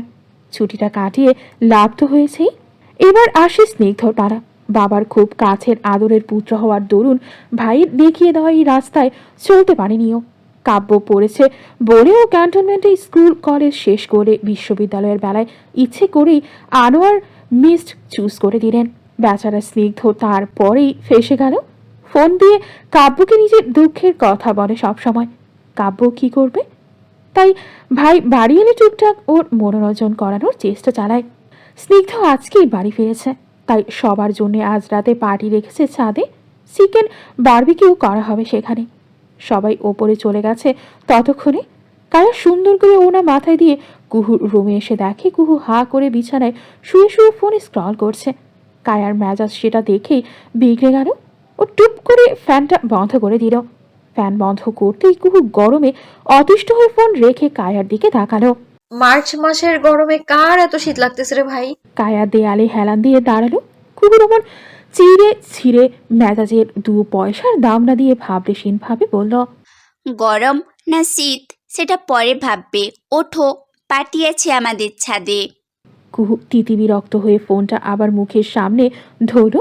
আঙুলের সাহায্যে দ্রুত গতিতে স্ক্রল করতে করতে বলল, যাবো না আমি, ফ্যান চালা। কায়া বিরক্ত হয়ে ঠাস করে কুহুর হাত থেকে ফোন নিয়ে বন্ধ করে বিছানায় ছুঁড়ে ফেলল। ফোনের প্রতি অ্যাডিকটিভ হয়ে গেছো তুমি কুহুপু। উঠবে না কাব্য ভাইকে ডাকবো শুনে? হুম হুম। কুহু ঘড়ির দিকে তাকালো। ঘড়ির টাইম মেপে নিয়ে বলল। কাব্য ভাই বাজার থেকে এসে গেছেন? কায়া জবাবে বলল।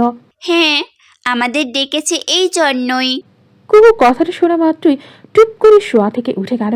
চুল এক পেশে করে ঠিকঠাক করতে করতে হেসে বলল, আগে বলবি না তুই? আচ্ছা, কোন জামা পরবো রে, দেখিয়ে দে না। কুহু উঠে আলমারি খুলেছে। আলমারিতে ঠাসা ঠাসা ড্রেস দেখেও সিলেক্ট করতে পারছে না কোনটা পরবে। মুখটা গোমরা করে ঠোঁট কামড়ে ধরে দেখে যাচ্ছে সকল ড্রেসকে, হাতাচ্ছে একটার পর একটা। কায়া সাহায্য করো। পিঙ্ক একটা ড্রেস বের করে দিয়ে বলল, এটা পরো, সেবার বিয়েতে পরে গিয়েছিলে, দারুণ লেগেছিল। কুহু ড্রেসটা দেখলো ভালো করে। তারপরেও যখন মন ভরল না, আয়নার সামনে দাঁড়িয়ে ড্রেসটা গায়ে আলতোভাবে ধরে একে বেঁকে নিজেকে দেখলো। এই ড্রেসে ভালো দেখাচ্ছে।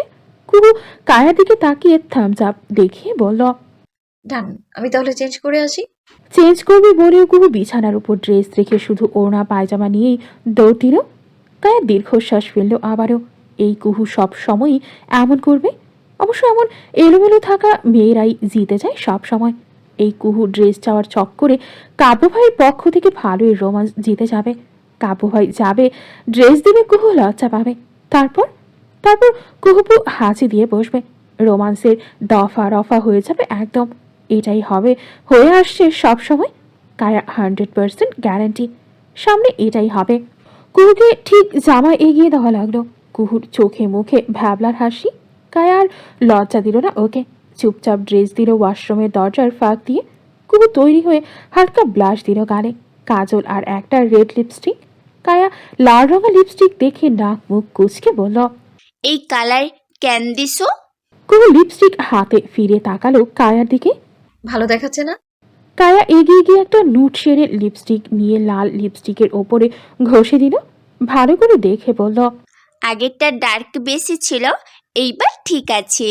কুহু তারপর ওড়না সুন্দর করে ঝুলিয়ে চুল ঠিক করে কায়াকে নিয়ে বেরোলো। কাব্য স্নিগ্ধ বারবিকিউ করছে। এই বিল্ডিং এর ছাদের একপাশে বানানো হয়েছে চুল্লি রাখার জন্য আলাদা জায়গা। সেখানেই দাঁড়িয়ে দুই ভাই, দুজনের গায়ে কিচেন অ্যাপ্রন। দুই ভাই রান্না করছে আর গল্পে বেহুশ হয়ে যাচ্ছে। কাব্য স্নিগ্ধকে কাজের ফাঁকে ভার্সিটি কেমন যাচ্ছে তা জিজ্ঞেস করে যাচ্ছে। স্নিগ্ধ ধোয়া উড়াতে উড়াতে বেশ জবাব দিচ্ছে কাব্যর কথাতে। কায়া ছাদে গিয়ে দুই ভাইয়ের পাশে গিয়ে দাঁড়িয়ে গেল। ছোট 10 বছরের মহুয়া গিয়ে দাঁড়িয়েছে তার প্রিয় কাব্য ভাইয়ের পাশটায়। বড় সড় চোখে বিস্ময় নিয়ে দেখছে তার আদর্শ কাব্য ভাইয়া কি করে মোড়ক পোড়াচ্ছে। মাঝে মধ্যে আগ্রহ দমাতে না পেরে জিজ্ঞেসও করছে এটা সেটা। কাব্য ভীষণ ধৈর্য নিয়ে জবাব দিচ্ছে বাচ্চা মহুয়ার প্রশ্নে। কাব্য আরও এক পিস মোড়ক স্লাইস ফোড়ানোর জন্য দিল। পাশ থেকে স্নিগ্ধ আগুনের তাপ বাড়িয়ে দিল। মহুয়া এইবারও অত্যধিক আগ্রহ নিয়ে জিজ্ঞেস করল, এটা এখন কি করলে কাব্য ভাইয়া? কাব্য মৃদু হাসল, বলে দিল কি করলো সে। পোড়ানোর জন্য দিলাম। মহুয়া জিজ্ঞেস করল, মায়ের রান্নার মতো এটাতে কেন মশলা কেন দিলে না? কাব্য জবাব দিল, দিয়েছি তো, ম্যারিনেট করে রেখেছি। কাব্য এবারেও ধীরে সুস্থে শিখিয়ে দিল মুরগি কিভাবে ম্যারিনেশন করতে হয়। মহুয়া খুব আগ্রহ দেখাচ্ছিল। কাব্য একটা মুরগির স্লাইস ওর হাতের দিকে এগিয়ে দিয়ে বলল, পড়াবি? ট্রাই করতে চাস? মহুয়ার চোখ মুখ কুঁচকে গেল। আমার কেমন যেন করে। মুরগি কাঁচা। কাব্য হেসে ফেলল।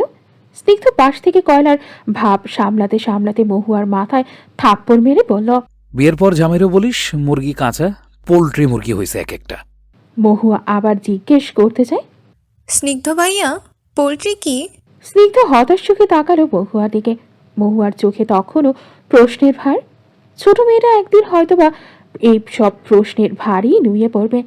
স্নিগ্ধ কিছু বলার আগেই হঠাৎ মুবিন দৌড়ে এলো বোনের পাশে। মহুয়াকে টেনে নিয়ে যেতে যেতে বলল।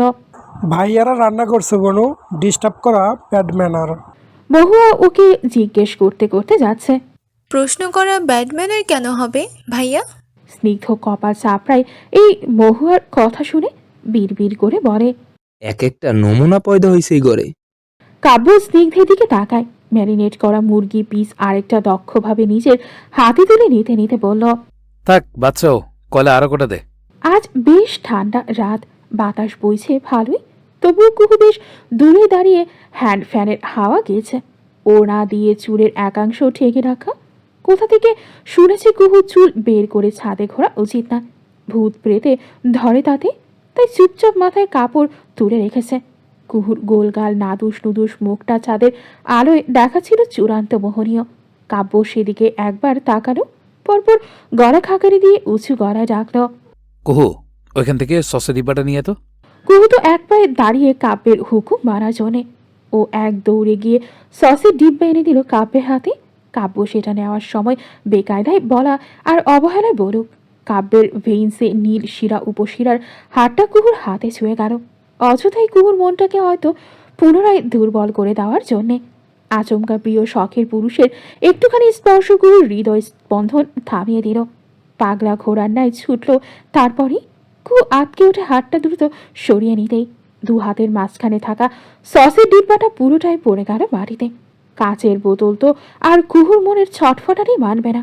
মুহূর্তেই মাটিতে পড়ে ভেঙে চৌচির হয়ে গেল। কাব্য তো এক প্রকার হতভম্ব হয়ে ভাঙা সসের ডিব্বাটার দিকে চেয়ে আছে। এটা কি হলো? ওদিকে আচমকা এমন একটা ব্লান্ডার করে ফেলায় কুহু নিজের চোখ অব্দি ছানা বড়া হয়ে গেল। কাব্য কিছু বলার আগেই স্নিগ্ধ খিচে উঠে বলল। কুহু বোন, এটা কি করলি? একটাই সসের বোতল ছিল, এখন বাকি মুরগ পুরাবো কি করে? দূর। কুহু অসহায় চোখে স্নিগ্ধের দিকে তাকালো। ওর মন বারবার বলছে কাব্য ভাই ওকে কিছু না বলো। ও আবেগ সইতে পারেনি। কাব্যের বড় সড়ো আঙুলের স্পর্শ ওর মনে তোলপাড় করে দিয়েছে। এটুকু কাব্য ভাই কোনো দিক না বুঝুক, লজ্জায় আর ওই মুখ হতে পারবে না কখনো। তাহলে কুহু চোখ মুখ খিচড়ে কাব্যের দিকে তাকালো। ভয় ভয়ে বলার চেষ্টা করলো কিছু। সরি, কিভাবে এটা? কাব্য সত্যই কুহুকে কিছুই বললেন না, জিজ্ঞেস করলেন না। সামান্য হাত ছুতেই কুহুরই দুর্দশা ক্যারা হয়ে গেল। বরং শান্ত স্বরে কাব্য স্রেফ এইটুকু বলল। সমস্যা নেই, আমি কিনে আনছি। কাব্য কথাটা বলেই কিচেনে অ্যাপ্রন খুঁড়ে পাশে থাকা কায়ার হাতে ধরিয়ে দিল। আজ কাব্য গায়ে দিয়েছে হালকা নীল রঙের একটা টি শার্ট আর হাঁটুর সমান একটা ট্রাউজার। হাঁটুর নিচে পায়ের মধ্যে লেপ্টে থাকা ঘন লোম দেখা যাচ্ছিল। কুহুটাও সেটা দেখে আবারও কেঁপে কেঁপে ওঠে। নিজের বেহায়াপনা দেখে কুহু নিজেই নিজেকে শাসিয়ে উঠল। বেহায়ার জাত ছেলে দেখলে মুখ দিয়ে লোর পড়ে? হ্যাঁ, চুপ, একদম চুপ। হার্ট বেশি জোরে বিট করার কিচ্ছু নেই এখানে কুহু। এটা সামান্য একজনের পা, ঘন লোমে ভরা পা। বাবার আছে এমন, চাচুর আছে এমন, সবারই আছে। এটা তেমন আহামরি কিছুই নয়। চোখ সরিয়ে চুপ করে বসে থাক। অথচ কুহু জানে ওর চুপ করে বসে থাকার শাসানো কথার হৃদয় মানবে কেন? হৃদয় তো কাব্যকে দেখলেই টুপটাপ করে বৃষ্টি ছড়ায়। কুহুর কথার অবাধ্য হয়েই ছড়ায়। কাব্য পকেটে ওয়ালেট ঢোকাচ্ছে। পাশ থেকে স্নিগ্ধ বলল। ভাই, এই গাদিরও নিয়ে যাও, ও কাম সারছে, ও উসুল করুক। ওরে নিয়ে সসের ডিব্বা ওরে দিয়েই ডুবাবা। কুহু সেটা শুনে কুহুর দিকে আর চোখে তাকিয়ে দেখল। তারপর নিজের মতো করেই চেয়ারে হ্যাঙ্গারের মতো ঝুলিয়ে রাখা জ্যাকেটটা হাতে নিতে নিতে বলল। একটা সসের বোতল ওঠানোর জন্য 14 জন লাগে? ওর যাওয়ার কি দরকার? কুহু উসখুস করছিল ভীষণ।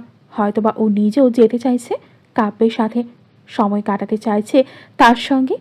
কুহুর মনের অবস্থা বাজে। কায়া হঠাৎ বলে বসল।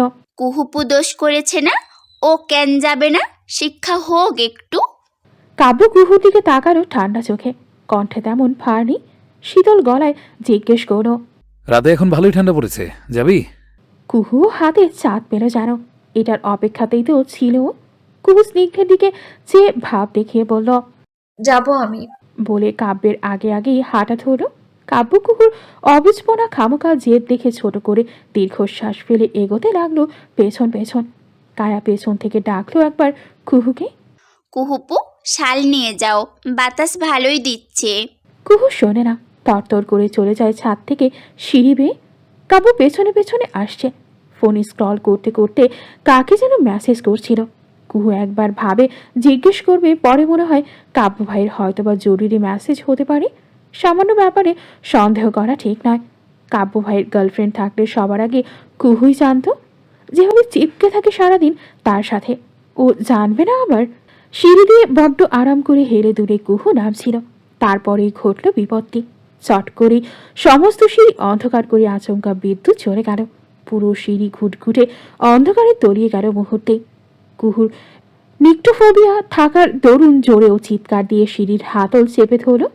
মুহূর্তেই ঘেমে হাঁপাতে হাঁপাতে হাত বাড়িয়ে অন্ধের মতো খুঁজতে লাগলো ভরসার মানুষকে। কাব্য ভাই, আপনি আছেন? কাব্য ভাই। কুহুর গলার আওয়াজ থেমে থেমে আসছে। গলা থেকে একসময় শব্দ বেরোনো বন্ধ হয়ে গেল। কুহু শুধু হাঁপড়ের মতো শ্বাস নিয়ে খুঁজে যাচ্ছে। তারপর একটা ভরসার হাত এসে আচমকা কুহুর হাতড়ে বাড়ানো হাতটা নিজের শক্তপোক্ত পুরুষারি হাতটা দিয়ে চাপল, খুব শক্তভাবে, ভীষণ যত্নে, ভরসা দিয়ে। কানের পাশে শোনা গেল গম্ভীর এক কণ্ঠস্বর। কানের পাশে শোনা গেল গম্ভীর এক কণ্ঠস্বর। আমি এখানে, এখনো ভয় পাচ্ছিস? কানের পাশটায় গরম গরম অনুভূতি দৌড়া দিল হঠাৎ। কাব্যের পুরুষালী ভীষণ শখের দেহটা কুহুর অনেকটাই কাছে। একটা হাত যখন কুহুর মাথার চুল বুলিয়ে দিতে দিতে আশ্বাস দিতে ব্যস্ত, ততক্ষণ কাব্য হাত বাড়িয়ে সুইচ খুঁজছে বাতি জ্বালানোর জন্যে। ওটুকু অল্প মুহূর্তে, অল্প স্পর্শে কুহুর মনে হলো ওর পুরোটা দুনিয়া আবারও তোলপাড় হয়ে গেছে। ফোবিয়া যা ছিল সব কোথাও পালিয়ে যেন দম ফুরালো। ঘরমাক্ত কুহু আলগোছে কাব্যের জ্যাকেট মুঠোতে করতেই কাব্য সুইচ খোঁজা ছেড়ে মাথায় নিচু করে অবাক হয়ে কুহুকে একবার দেখল। কুহু কি সত্যই বেশি ভয় পাচ্ছে? কাব্য কুহুর হাতটা চেপে ধরল, তারপর হাঁক দিল গলাটা ছেড়ে সিঁড়ির নিচের দিকে ঝুঁকে। কবির, এই কবির, জেনারেটরটা অন করতো দ্রুত। কবির নিচ থেকে গলা ছাড়ল প্রিয় কাব্য ভাইয়ের আদেশের বিপরীতে। জেনারেটর চলতেছে তো কাব্য ভাই। কাব্য বিরক্ত হয়ে কুহুকে আরো একবার ভালো করে দেখে নিয়ে চিৎকার করে বলল, সিঁড়ির লাইট কই গাধার বাচ্চা? সিঁড়িতে লাইন দিবি না? দেখতাছিস ভাই? কবির উত্তর দিয়ে জেনারেটর চেক করতে চলে গেল। কাব্য কুহুর হাতটা ধরে ধরে ফোনের ফ্ল্যাশ লাইট জ্বালালো এক হাতেই। কুহুর হাতটা চেপে ছোট বাচ্চাদের মতো ধরে ধরে নিচে নামতে লাগলো। কুহুর যে হাতটা কাব্য ধরে রেখেছিল ওই হাত ততক্ষণে ঘাম ছেড়ে দিয়েছে। কুহুর ফোনের ফ্ল্যাশ লাইটে হাঁ করে দেখে যাচ্ছে সুদর্শন গম্ভীর একরোখা তার কাব্য ভাইকে। কাব্যর সেদিকে মন নেই, ও দেখে না কুহুকে। ওর সম্পূর্ণ ধ্যান তখন কুহুকে কিভাবে অন্ধকার থেকে টেনে আনা যায়। ও তখনও ফোবিয়ায় আক্রান্ত কুহুকে নিয়ে সিঁড়ি মাপতে ব্যস্ত। নিচে নামতে নামতে বিদ্যুৎ চলে এলো, জেনারেটর বন্ধ হয়ে গেল আপনা আপনি। কাব্য কুহুর হাত ছেড়ে দিল। কবির জেনারেটরে কারিগরি কি করেছে দেখে ভ্রু কুচকেই সেখানে গেল। কবির মাটিতে বসে কিছু দেখছে। কাব্য ওর পাশে দাঁড়িয়ে বলল, পেলি কিছু? কাব্যর হাত ঝাড়তে ঝাড়তে উঠে দাঁড়ালো, জবাবে বলল, পাইতাছি না, কালকে মিস্ত্রি ডাকা লাগবো ভাই। কাব্য তবুও তাকিয়ে রইল জেনারেটরের সার্কিটের দিকে। কবির বলল, আর মামায় তো সিঁড়িতে জেনারেটরের লাইন দেন নাই, ওই লাইন আনানো লাগবো কইল। কুহু আপা তো একদিনের খবর করে ফেলেছেন। কুহু আপা ঠিক আছেন এখন? কুহু ওনার মধ্যে কপালের ঘাম মুছতে মুছতে ক্লান্ত স্বরে জবাব দিল, হ্যাঁ। কাব্য এবার ওয়ালেট থেকে টাকা বের করে কবিরকে দিয়ে বলল, আগামীকাল মিস্ত্রি ডেকে লাইন নিয়ে আসবে, আর এখন সামনে মোড়ের দোকান থেকে লাইট কিনে এনে সিঁড়িতে সেট করে দে। কবির মাথা হেলিয়ে টাকা নিয়ে দৌড়াতে দৌড়াতে বেরিয়ে গেল। কাব্য কুহুর দিকে এগিয়ে আসতে কুহু বলল, আব্বুকে বললে আব্বুই টাকা দিয়ে লাগিয়ে নিত, আপনি কেন টাকা খরচ করলেন? বাসার সবাই ছাদে, পুরো বিল্ডিং খালি, মানুষ থাকবে না। তাই কাব্য বেরিয়ে এসে কেসি গেটের তালা লাগাতে লাগাতে জবাব দিল, তুই কি চাস আমি কিপটামি করি? কুহু লজ্জা পেয়ে গেল, সঙ্গে সঙ্গে নিজেকে শুধরে বলল, না না, তা বলবো কেন? কাব্য কিছু বলল না পাল্টাতে, শুধু তীক্ষ্ণ সতর্ক চোখে রাস্তার এপাশ থেকে সড়ক ধরে হাঁটা শুরু করলো দুজন। ডান পাশে একই রিক্সা আসতে কাব্য আলগোছে নীরব থেকে কুহুকে টেনে ওর বাম পাশে নিয়ে হাঁটা ধরল। ছোট এই ব্যাপারটা কুহুর কি যে অসম্ভব ভালো লেগে গেল সেটুকু কিশোরী কুহু কাউকে বলে বোঝাতে পারছে না। কাব্য জ্যাকেটের দুপাশের পকেটে হাত ঢুকিয়ে মাথাটা নিচু করে একটা ছোট ইটের টুকরাকে জুতো দিয়ে ঠেলতে ঠেলতে বলল এক সময়, টিউশনের স্যালারি পেয়েছি, তাই খরচ করা হচ্ছে। কুহু কাব্যের দিকে হা করে তাকিয়ে এখনো। এই যে কাব্য যে ইউনিক ভঙ্গিতে হাঁটছে তাকে দেখাচ্ছে এক পাক্কা হিরো। কুহু সেই দৃশ্য গিলতে গিলতে বলল, আব্বুকে বললে আব্বুই টাকা দিয়ে লাগিয়ে নিত, আপনি কেন টাকা খরচ করলেন? কাব্য এবার বিরক্ত হয়ে গেল। হাঁটা থামিয়ে কুহুর দিকে কড়া চোখে চেয়ে বলে উঠল, 200 টাকার জন্য বিলাপ করে মরে যাচ্ছিস কেন?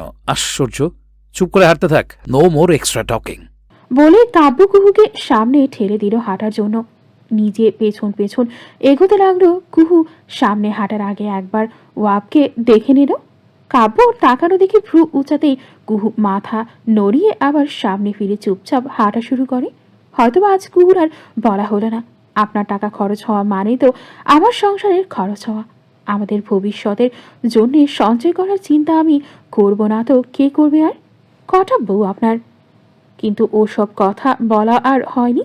কুহু লাজুর লাগছে মেয়ে কিনা ওসব কথা বললে কাব্য ভাইয়ের একটা মায়ের মাটিতে পড়বে না গ্যারান্টি। সব কুহুর পিঠে আর আব্বুর গানে। স্বপ্ন সুপার শপ থেকে বারবিকিউ সসের বোতল কিনে বিল দিতে ব্যস্ত কাব্য। পাশে কুহু কাব্যকে রেখে হেঁটে হেঁটে দেখছে চকলেটের সেকশনটা। কাব্য টাকা মেটাতে মেটাতে কুহুকে একবার দেখল। কুহু একটা ডেইরি মিল্কের প্যাকেট নেড়ে চেড়ে দেখছে। পরপর দামটা দেখে আস্তে করে সেটা আবার জায়গায় রেখে দিল। কাব্যের চোখে সেটাও বড় বরাবরের ন্যায়।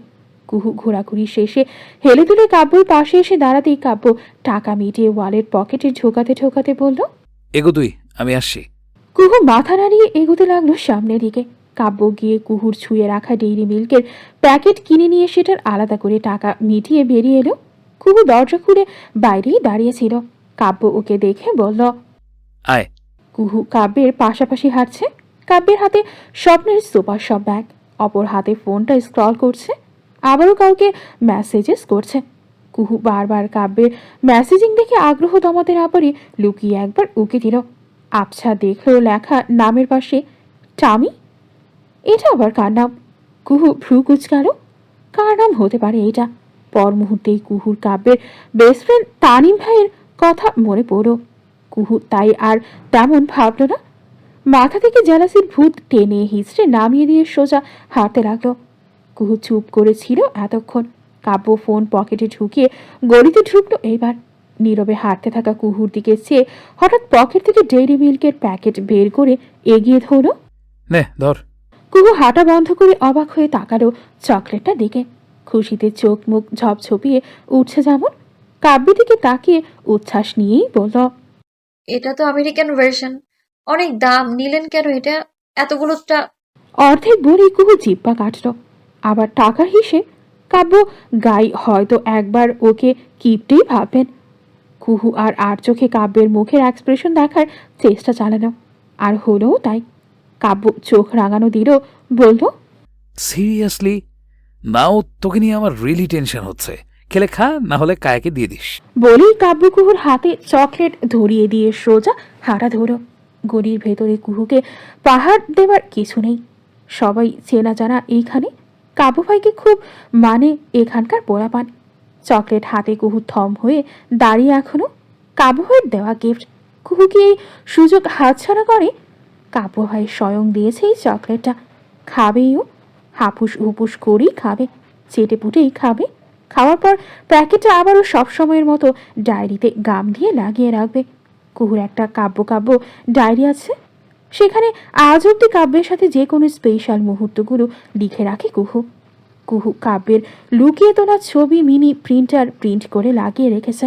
আর কিছু কিছু পৃষ্ঠায় কাব্যের হাতে লেখার একটা কপিও রেখেছে। পাগল পাগল লাগে কুহুর আজকাল প্রেমে পড়েও মানুষ এতটা উন্মাদ হয় কখনো? নাকি কুহুর এই দুর্দশা? কুহু চকলেট খুলে খেতে খেতে দৌড়ে এসে কাব্যের পাশটায় হাঁটা ধরল। তারপর তার অর্ধেক খাওয়া চকলেট কাব্যের মুখের দিকে বাড়িয়ে দিল। মিষ্টি কণ্ঠে বলল। আপনি নেবেন? কাব্য গম্ভীর কণ্ঠে স্রেফ জবাবটা দিল। সুগার খাই না আমি। কুহু তারপরেও বলল। একটু খেলে কি হয়? সুগার শরীরের জন্য দরকারি, জানেন? অযথা একটা বায়না। মূলত কাব্যের ঠোঁটের স্পর্শ করা জায়গা থেকে নিজে চকলেট খাবে দেখে এই আবদারটুকু করা হয়েছে। কখনো যদি কাব্য ভাই কি ওর এসব পাগলামি বুঝে ফেলেন? রোজ রোজ মনে মনে যেসব পাগলামি করে কুহু, কাব্য ভাই কি ওসব শোনেন? মনের কথা কি কখনো শোনা যায়? যদি যেত কাব্য ভাই নিশ্চয়ই মুখ চোখ কুচকে বলতেন, কুহুর মাথার ভেতরে নর্দমা ভরে গেছে মেজু চাচ্চু, দ্রুত ওর মাথার ডাক্তার দেখাও। ওই এক কাজই তো পারে সে, কথায় কথায় আব্বুকে বিচার দেওয়া। কখনো নিজে এসে কুহুকে আদর দেখিয়ে মাথায় হাত বুলিয়ে শুধরে দিলেও তো পারে। সে বললে কুহু এক বাক্যে ভালো মেয়ে, লক্ষ্মী মেয়ে হয়ে যাবে। কুহু হাঁটছে আর চকলেট খাচ্ছে। কাব্য আবার ফোন বের করে কাকে মেসেজ করছে জানো?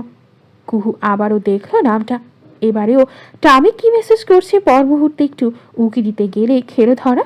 কাব্য ফোন সরিয়ে কুহুর দিকে চেয়ে আছে, তাও চোখ মুখ কুচকে। কুহু ধরা পড়ে যাওয়ার মুহূর্তেই কাঁচুমাচু ভঙ্গিতে অন্য পাশে মুখ ঘুরিয়ে চকলেটে ভাবলেশীল কামড় বসালো। কাব্য ছোট্ট নিঃশ্বাস ছেড়ে ফোন পকেটে ঝুঁকিয়ে রাখলো, কিন্তু প্রশ্ন করলো না তেমন। রাত বাজে তখন 12:10। বারবিকিউ বানানো শেষ হয়েছে। কাব্য আর স্নিগ্ধ কিচেন অ্যাপ্রন খুলে সব ফ্যান ছেড়ে বসেছে সাথে। মহু ওদেরকে ঠান্ডা লেবুর শরবত এনে দিয়েছে নিচ থেকে। স্নিগ্ধ খেতে খেতে কায়ার দিকে একবার তাকিয়ে কিছু একটা ইশারা করলো। কায়া ওপাশে বসে চোখ রাঙাচ্ছে বারবার। স্নিগ্ধ ওসব চোখের রাগের পরোয়া করেনি কোনো কালেই। ব্যাপরোয়া প্রেমিক কিনা ও বসে বসে ওখানেই মেসেজ করলো। তারপর কায়াকে ইশারা করো মেসেজটা পড়তে। ওপাশে কায়া মেসেজ পড়ে, একবার জাস্ট একটা কিস নেব, প্লিজ মেনে নে না সোনা। কায়া চোখ মুখ কুচকে বিরক্ত ভঙ্গিতে রিপ্লাই করে, অসভ্য হচ্ছ আজকাল, এই আবদার জীবনেও মানব না আমি। স্নিগ্ধ মেসেজ পড়ে অসহায় ভঙ্গিতে কায়ার দিকে তাকালো। কায়া চোখের ইশারায় আবার সাজাতে স্নিগ্ধ রেগেই আবার মেসেজ করে, আমার বন্ধুরা সবাই গার্লফ্রেন্ডকে কিস করা থেকে শুরু করে বেডরুম অবধি চলে গেছে, অথচ রিলেশনের 1 বছরেও হাতটাও ধরতে দিস না তুই। চিল্লে কানের পোকা বের করে ফেলস। তুই বাল গার্লফ্রেন্ড কিসের জন্য হইছস বল আমারে। কায়াও টিপ্পনি কেটে পাল্টা মেসেজ করে, তো বোনেরে গার্লফ্রেন্ড বানাইতে কে বলেছিল তোমারে শুনে? হুম হুম। বরাবরের ন্যায় বোন শব্দটা শুনে স্নিগ্ধ খেপে যায়। খ্যাপাটে ষাঁড়ের মতো ফুসতে ফুসতে রিপ্লাই করো, বোন? তুই কোন অ্যাঙ্গেলে আমার নিজের বোন? আমার চাচাতো বোনের মামাতো বোন। কত দূরের সম্পর্কে রে, তুই এমনে অপমান করে দিলি। তোর কপালে আমার গাইল 2টা। কায়াও হাসি চেপে রিপ্লাই করো, যেমনই হোক, কিন্তু বোন তো। স্নিগ্ধ এবার বিরক্ত হয়ে হাল ছেড়ে গটগট করে লিখলো মেসেজে। কায়া পড়লো স্নিগ্ধ লিখেছে মেসেজে, তুই থাক তোর বনগিরি নিয়ে, ফাঁসছি আমি, ভালো তো বাসছি আমি। তুই তো এখন কথাই শোনাবি, তোরই তো জিন্দেগি। শান্তি হয়ে বসে থাক, চিচ্ছস তুই। পাইস তো আরে দেওয়া হলো না এখন, ওটা আমি বাসর রাইতে দিব। কায়া এবার ঠোঁট টিপে হেসে স্নিগ্ধের দিকে মায়াবী চোখে তাকালো। ইচ্ছে হয়েছে বশ করে নিতে এই রাগে কাঁচা ভাষার স্নিগ্ধ সিদ্দিককে। স্নিগ্ধ কায়ার জিতে যাওয়া ওই হাসি দেখে তেলে বেগুনে জ্বলে যায়। চট করে কায়ার সামনে থেকে উঠে যায় জায়গা থেকে। উঠে নিচের দিকে গিয়ে মিউজিক বক্স নিয়ে আসে। সবার সামনে দাঁড়িয়ে গম্ভীর কণ্ঠে বলল, গানের কলি খেলবো আমরা, চলো। মেয়ে পক্ষ আর ছেলে পক্ষ, আর যে পক্ষ হারবে তারে ইউনার পক্ষরে খাওয়াতে হবে। আমরা পোলারা কেন সবসময় কামলা খাটবো, ওরাও খাটুক। স্নিগ্ধের চোখে মুখে আগুন জ্বলছে। কায়া তখনও ঠোঁট টিপে হেসে যাচ্ছে, হাসি থামছেই না। ওর বড্ড মজা লাগছে স্নিগ্ধকে খ্যাপাতে পেরে। কায়া এবার ঠোঁট টিপে হেসে স্নিগ্ধের দিকে মায়াবী চোখে তাকালো। ইচ্ছে হয়েছে বশ করে নিতেই রাগী কাঁচা ভাষার স্নিগ্ধ সিদ্দিককে। স্নিগ্ধ কায়ার জিতে যাওয়া ওই হাসি দেখে তেলে বেগুনে জ্বলে যায়। চট করে কায়ার সামনে থেকে উঠে যায় জায়গা থেকে। উঠে নিচের দিকে থেকে গিয়ে মিউজিক বক্স নিয়ে আসে। সবার সামনে দাঁড়িয়ে গম্ভীর কণ্ঠে বলল, গানের কলি খেলবো আমরা, চলো সবাই। মেয়ে পক্ষ আর ছেলে পক্ষ, আর যে পক্ষ হারবে তারে ইউনার পক্ষরে খাওয়াতে হবে। আমরা পোলারা কেন সবসময় কমলা খাটবো, ওরাও খাটুক। স্নিগ্ধের চোখে মুখে আগুন জ্বলছে। কায়া তখনও ঠোঁট টিপে হেসে যাচ্ছে। হাসি থামছেই না। ওর বড্ড মজা লাগছে স্নিগ্ধকে খ্যাপাতে পেরে। স্নিগ্ধের কথা শুনে কুহু সবার আগে ভীষণ আগ্রহ নিয়ে নড়ে চড়ে বসল। স্নিগ্ধের দিকে ডাগর ডাগর চোখ দুটো আর তার আটকানো। কাব্য ফোন দেখছিল মাদুরে আতশোয়া হয়ে। ও এইবার উঠে বসল। হাতের ফোনটা পকেটে ঢোকাতে ঢোকাতে মনোযোগীও হয়েছে। স্নিগ্ধ কায়ার ঠিক পাশটায় মিউজিক বক্স রাখলো। রাখার সময় কায়ার দিকে একটা তেরা নজর নিক্ষেপ অব্দি করে গেল। কায়া এখনও মজা নিচ্ছে, হাসছে মিট মিট করে। মহুয়া চোখের চশমা ঠেলে দিয়ে বিজ্ঞদের মতো বলল, স্নিগ্ধ ভাইয়া, গানের কলি খেলার জন্য গান জানা লাগে অনেক, তুমি পারবে? স্নিগ্ধ কাব্যের পাশে সবে বসেছিল। এমনিতেই কায়ার হাসি দেখে ওর ফাটছে। তার উপর মরার উপর খাড়ার ঘাস স্বরূপ এই মহুয়ার পণ্ডিতি লেকচার। স্নিগ্ধ চেতে উঠে বলল, জ্ঞানীগুণী বই নামার, চুপ থাকবি, মুখ খুলবি জাস্ট খে খে করে গান গাওয়ার জন্য। Further lips close. স্নিগ্ধ ভাইয়া আজ অযথাই রাগ দেখাচ্ছেন কেন? বোকা মহু ওসব বুঝতে পারছে না। ওর ছোট মনে কখনো এ কথা আসেনি ওর স্নিগ্ধ ভাইয়া বড় হয়েছে, প্রেমে পড়েছে তার এবং চুমু চেয়েছে। এসব কিছু যখন মেলেনি, তার প্রেমিকার রাগ এবার ওদের উপর দেখাচ্ছেন। মহুয়া ওসব জানে না, বোঝে না, শেখাওনি, তাই চুপচাপ ঠোঁটে আঙুল চাপল। কাব্য দুজনের ঝগড়া দেখে স্নিগ্ধের কাঁধে হাত রেখে ঝগড়া থামাতে ইশারা করে একবার। স্নিগ্ধ চুপ করে বসে থাকে, তার তীক্ষ্ণ চোখ কায়ার হাসি হাসি মুখের দিকে। কুহু একবার কিছুটা ব্যথিত গলায় বলে উঠল, স্নিগ্ধ ভাইয়া, তুমি ইদানিং এত ঝগড়া কোথা থেকে শিখেছো? মিস্ট থেকে এবার আসার পর থেকেই শুধু খ্যাক খ্যাক করছো তুমি। স্নিগ্ধ আর চোখে কায়ার দিকে তাকালো। কায়ার হাসি ততক্ষণে থেমেছে, খুব খুব করে কেশে উঠে অন্য পাশে মুখ সরিয়েছে। স্নিগ্ধের রাগের প্রধান কারণ তো সামনে বসাও। 1 মাস ধরে অনবরত একটাই আবদার করে যাচ্ছে, ও মানছে না, উল্টো টিজ করে যাচ্ছে ছেলেটাকে। প্রেমিকের জন্যে এইবার আসলেই বড্ড মায়া লাগছে কায়ার। চুমুই তো একটা, দিলে কি মহাভারত কিছু হয়ে যাবে। কায়া হিসেব করছে। কাব্য এইবার আসর ভাঙল। খেলার পরিবেশ জমানোর জন্যে এইবার নিজেই কথা তুলল। তোরা খেলা শুরু করবি? রাত বাড়ছে, সকালে ভার্সিটি আছে আমার। কাব্যের কথা শুনে সবাই তৎপর হয়ে গেল খেলা শুরু করার জন্যে। কাব্য হঠাৎ হাত উঁচিয়ে নিজের গায়ে জড়ানো জ্যাকেট খুলছে। সেটা কুহুর চোখে পড়ে কুহু হা করে সেটা তাকিয়ে দেখতে থাকে। কাব্য গরমে অতিষ্ঠ ভঙ্গিতে জ্যাকেট খুলে সুন্দর করে সেটা চেয়ারে ঝুলিয়ে রাখলো। কুহু মোটামুটি হতাশ। কাব্য ভাই এত পরিপাটি নিট ক্লিন ছেলে, আর কুহু অপরিষ্কারের বাচ্চা একটা। নিজের জামা কাপড় কোথায় ফেলে রাখে নিজেও জানে না। চুলে শ্যাম্পু করে সপ্তাহে একবার। আর কোনো কাজ গুছিয়ে করা এটা কুহুর স্বপ্নেই সম্ভব। শুধু শুরুতে কুহুকে গান বলতে বলা হলে কুহু কি শুনবে? ও তো কখনো হা করে কাব্যর দিকে তাকিয়ে আছে। স্নিগ্ধ আবার ডাকতেই কুহুর ধ্যান ফেরে। ও চটজলদি গলা কেশে নিজেকে তৈরি করে চোখ বুঝে গাওয়া শুরু করে। একটা ছেলে মনের আঙিনাতে ধীর পায়েতে এক্কা দোক্কা খেলে। কুহু ধীরে ধীরে চোখ খুলে কাব্যকে দেখে গান গাইতে থাকে। কাব্য কুহুর দিকে স্বাভাবিক চোখেই তাকিয়ে আছে। কাব্য হয়তো বোঝেন কুহু এই গান কার জন্য গাইল, কাকে ডেডিকেট করে গাইল এই ভরা আসরে। কুহু গান থামাতেই স্নিগ্ধের পালা এলেও। স্নিগ্ধ পড়ল মহাবিপাকে। কিছুতেই ল দিয়ে কোনো গান মাথায় আসছে না। ও কাব্যের দিকে ফিরে ফিসফিসিয়ে বলল, ভাই হেল্প প্লিজ।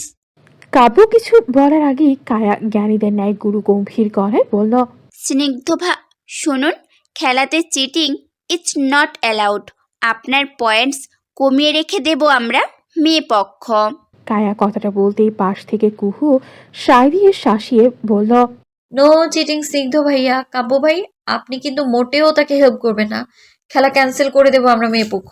কাব্য ওসব পরোয়া করে না, তেমন একটা ভান করে কাঁধ উঁচিয়ে ভাবলেশীন গলায় বলল, আমি কেন হেল্প করতে যাব?